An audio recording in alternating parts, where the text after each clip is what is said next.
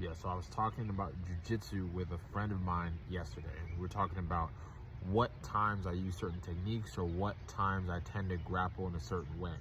And so basically, sometimes when I'm doing jujitsu or I'm rolling or I'm sparring, I allow people to transition more and I allow them to move more when I'm in my sequence of attacks or trying to chain things together.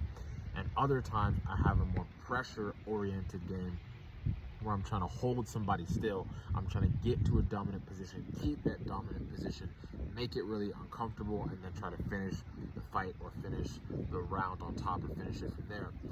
And so what I thought the really interesting parallel is that I told my friend, I said, when I think your jiu-jitsu is really good, I tend to pressure you more, right? Because if somebody is really skilled and I get to a good position, I want to hold it. I want to hold them.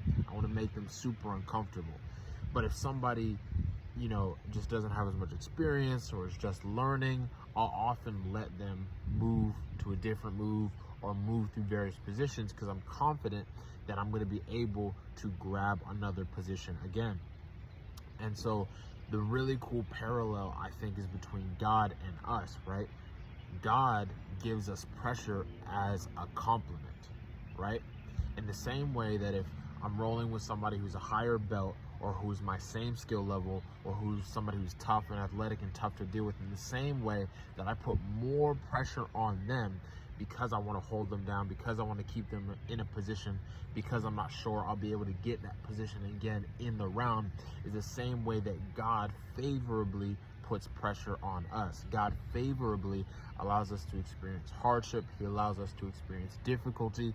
He allows things to be difficult because that pressure that we are put under allows us to become better. It allows us to be able to step in. It allows us to have our character develop for what God is calling us for, right?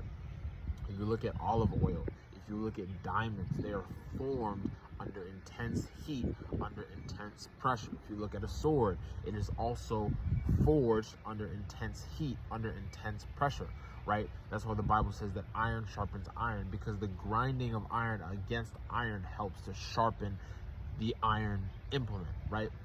And so I thought this would just be a really great perspective shift to share with you guys is oftentimes when we encounter pressure that we're not expecting, we see it as a bad thing, right?